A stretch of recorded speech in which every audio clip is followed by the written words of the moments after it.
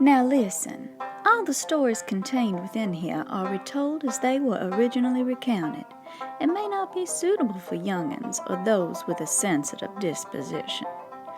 Listener discretion is advised, y'all.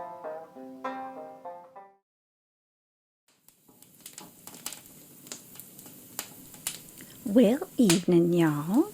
I sure have missed every single one of you, and I am mighty glad to be back with y'all. I hope everybody's itching to hear some new haint tales as much as I am to tell 'em, so why don't we just get to it now, shall we?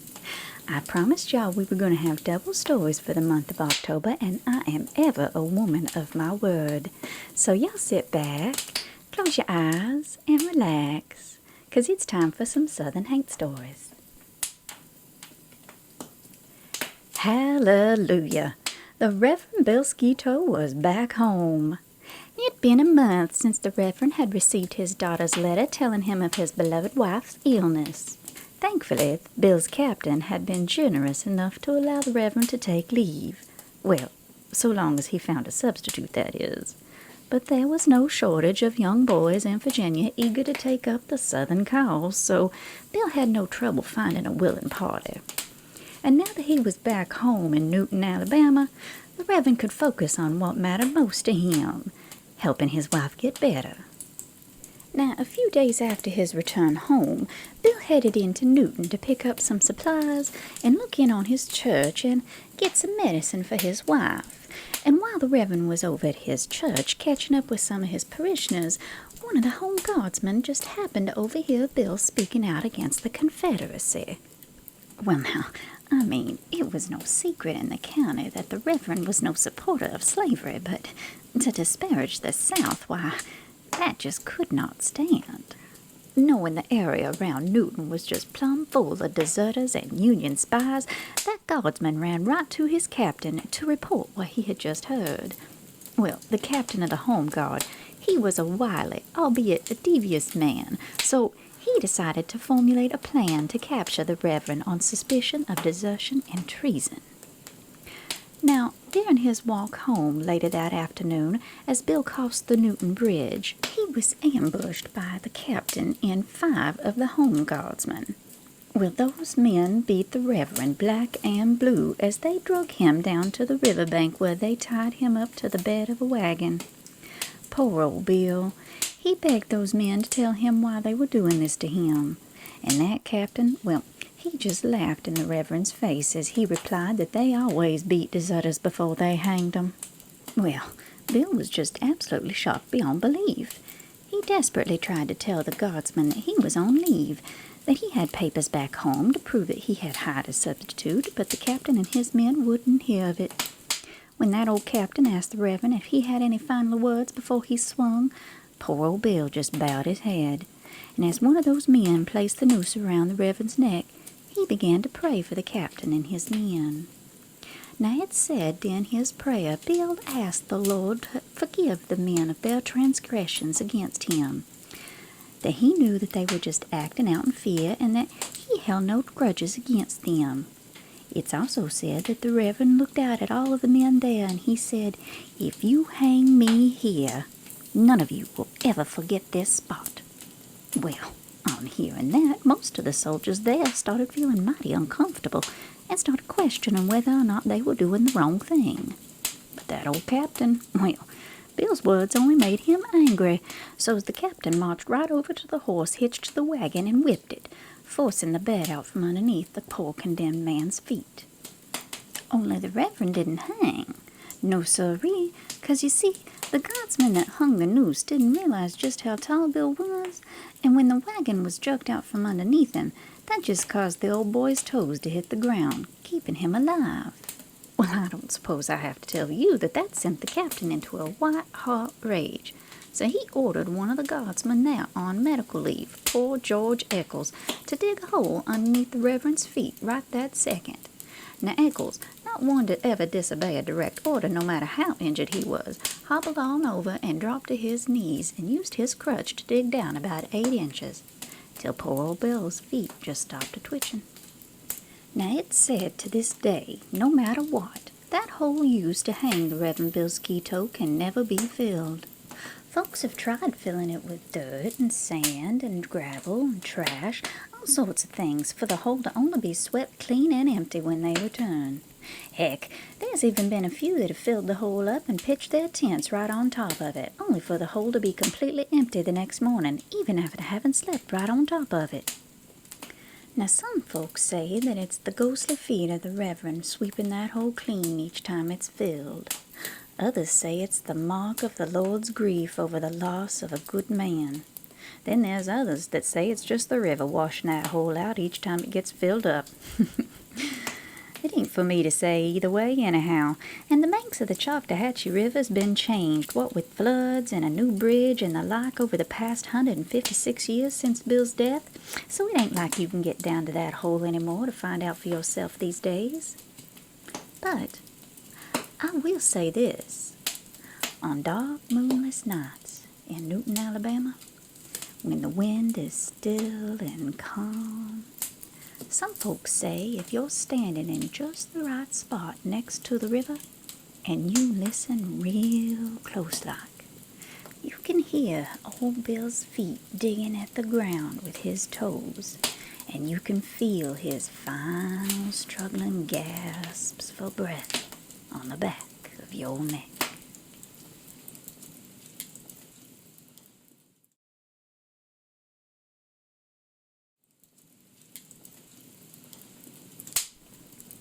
Summertime in South Carolina is just so lovely. Unless you are wearing a wool uniform, that is. That poor old Kolbe yokel and the rest of his platoon had been out all day in the blazing heat, making sure any civilians left on Folly Island were gone by sundown. And now that the sun was sinking down below the tree line, that tired, lone soldier was more than glad to be heading back to camp. Yoakum couldn't decide what he wanted more, to eat first or to watch the grime of the day off in the tidal creek. Well, as the corporal sauntered on back through the dense grove of trees, he saw a flickering light off in the distance that caught his attention. A cold sweat ran down Yoakum's back as dread crept all over his skin. Suddenly that old boy wasn't so hot anymore. Quick as he could, the corporal crouched down behind a tree and wondered if he'd somehow ambled up on into a rebel ambush trying to take over the island. Dagnabbit, he thought, that soldier's well-done dinner and bath were just going to have to wait. So Yoakum snuck as silent as he could towards the light, but as he got closer, the corporal realized that the light wasn't coming from any invading army. Why, it wasn't anything but a run-down old cottage Betty held together by hopes and prayers. Still, though, the corporal knew there wasn't nobody supposed to be left on the island, so if somebody was in that house, they sure didn't want to be messed with. Well, now, as the boy edged closer for a better look, he heard a rasping, chiding voice call out for him to stop pussyfooting around, else he was going to scare the child half to death. Well, if the poor corporal wasn't already confused, he sure was now.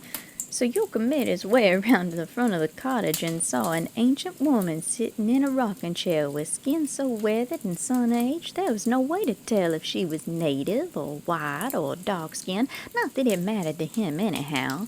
And beside the woman's chair was hiding a small girl who peeked out at Yoakum with eyes nearly as big as saucers. Well, now the young soldier greeted the gnarled woman and smiled sweetly at the shy child and told him that he'd been sent by the Union Army to make sure all civilians were escorted off the island to ships that were taking folks to the mainland for their safety. When the woman turned and smiled up at the corporal, the expression cut so deeply into her weathered face that the corporal thought that she'd crack into a million pieces right there on the porch. Well, she thanked him kindly for his warning and the offers from the army, but the woman told the corporal that she and the child would not be leaving this place, not ever. Now, after several long minutes of trying to convince the woman to leave, Yoakum finally asked her plainly, but as politely as he could, why she was refusing to go.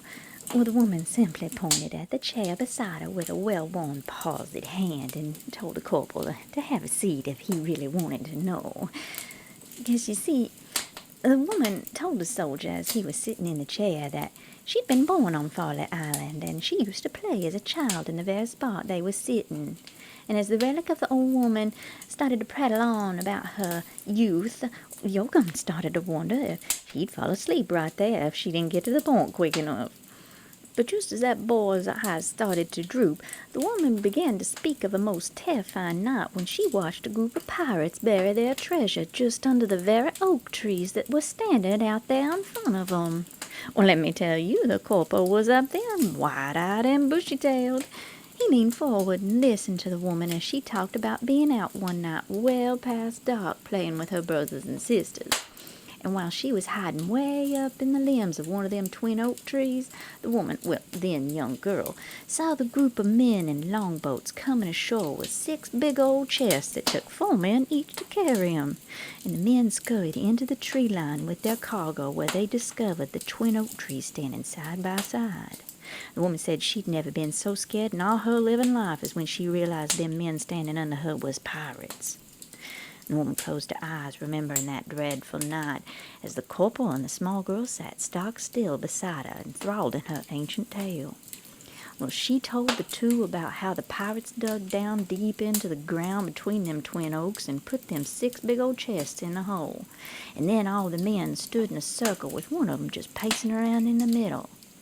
Now, the woman said she couldn't really remember nowadays what happened in those long, silent moments while she sat in the limbs above the ring of the pirates, but she could clearly remember the piercing crack of that flintlock as it tore the silence apart. The woman choked on a sob as she spoke of having to bite down hard on her hand to keep from screaming as she watched one of the men closest to the hole stagger back and fall into a heap on top of the chests. The rest of the men then filled the hole in with dirt and left as silently as they came. Well, the woman, then young girl, knew right then, as she climbed down out of that tree and stood next to a freshly dug grave, that she could never let anyone disturb that spot for fear an angry spirit of a dead pirate would do folks harm. So from that day forward, the woman kept a close watch on those twin oak trees, and even built her home next to 'em so she could make sure the secret of the ghost pirate and his treasure would stay forever hidden. Now, you could have knocked the corporal over with a light breeze, as you could well imagine. Yoakum could hardly believe he was sitting just a few yards away from a pirate's buried treasure. And he was also completely confounded that the woman had been able to resist digging up the treasure for herself, but if she truly believed a pirate's angry spirit was guarding the treasure, well, it was no wonder she had left it alone all these years. Well, the corporal thanked the woman for sharing her story with him, and he promised to keep her secret safe. He continued to talk with her well into the evening until the soldier convinced the woman to leave the next day for the safety of the child and herself. And as the corporal stood to leave, he said his goodbyes to the both of them, and he promised he'd return to help them both to the mainland safely. Now, it hardly took no time at all till Yoakum was back at the Union camp, since he ran the whole way. That old boy was so excited he was about fit to burst as his mind raced. Oh, the corporal would make sure that the woman and the small child made it safely to the mainland, yes, sir, but he never did promise that woman he wouldn't look for the treasure himself. Yoakum charged through that camp like a bull, and he busted headlong into Lieutenant Hatch's tent and spilled his guts about everything he'd heard that night. Well, it was dead calm and moonless the next night when Corporal Yoakum and Lieutenant Hatcher made their way back to that run-down old cottage. It took a bit of convincing and a whole lot of haggling to finally get Yoakum's lieutenant to agree to come with him, but the corporal knew if there's anybody he could count on to help him search for a lost pirate treasure, it was old Hatch. The two soldiers talked about their intentions for the recovered bounty as they trudged through the woods. They both planned to hire out their conscriptions to substitutes and leave the war far behind them. Yoakum planned to head overseas to Prussia to start his own steel mine, and Hatcher wanted to head out west to Oregon to try his hand at the shipping trade. Well, soon enough, those old boys found themselves standing between them twin oak trees the old woman spoke of, under the cover of darkness with their shovels at the ready. Yoakum and Hatcher started frantically digging like dogs, pitching sand and dirt everywhere till they was out of breath, and even then they just kept on going. Eventually, the hole kept getting deeper and deeper to the point where those old boys had to stand inside just to keep on going. It was just then, out of nowhere, a fierce and hurricane-like wind kicked up all around that run-down cottage and whipped through the surrounding trees with a force so great that the limbs in them twin oak trees nearly bent down to the ground. And sand violently whipped through the air, pelting them soldiers till their skin was raw and caused them to have to cover their faces so they could keep on digging. Well, as the wind continued to tear at the men, all of a sudden bright white bolts lit the night sky like lightning, but there was no thunder to accompany the flashes. Now, just as Hatcher started to wonder if maybe they should abandon their hunt for another time with less hostile conditions, Yoakum grabbed the lieutenant by the arm with a look of horror in his eyes.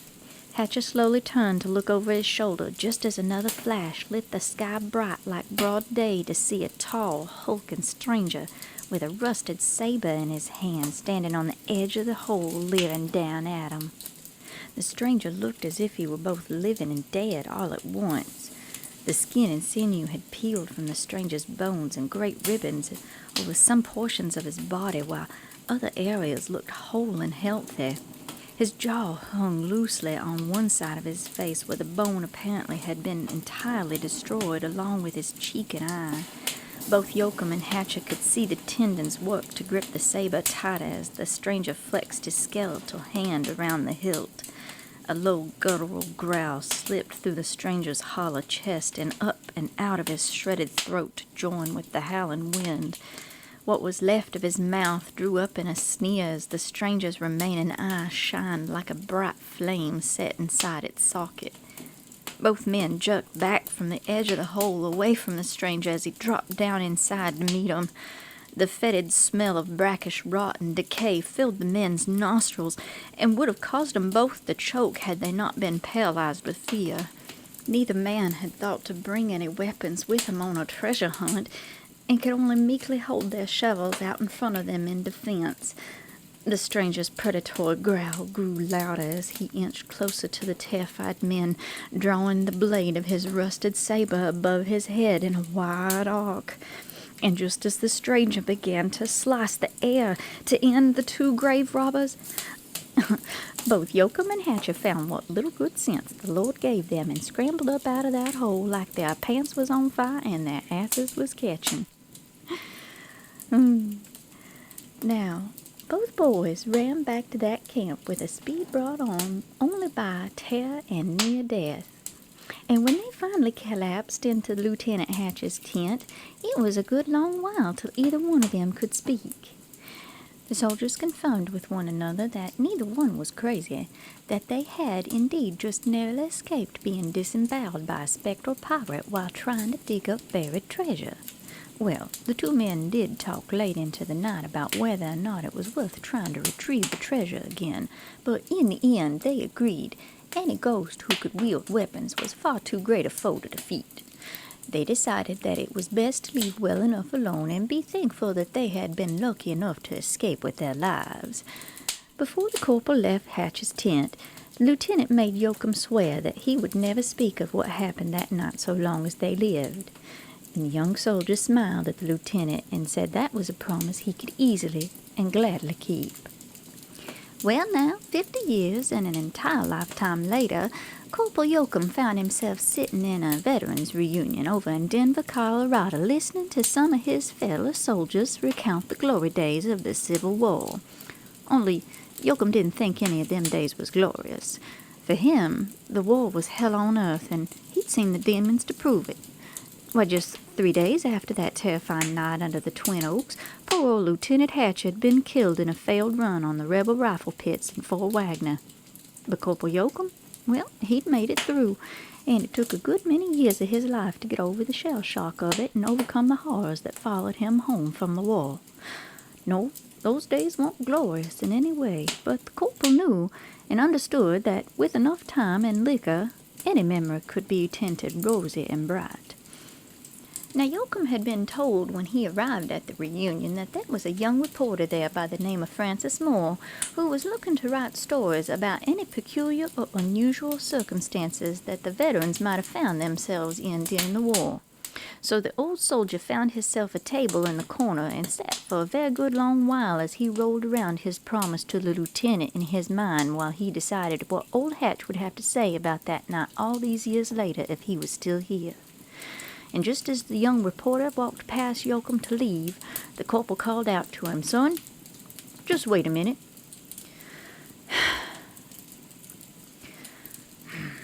Well, now if you ask me, some things are just better off staying buried, but, well, it was the summer of 1863 on Folly Island in South Carolina. Do you know how hot it gets in the summertime in South Carolina when you're wearing a wool uniform, son?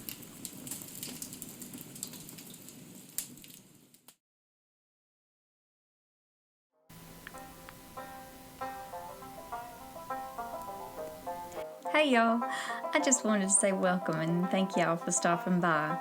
I'm Miss Dahlia and this is Southern Haint Stories.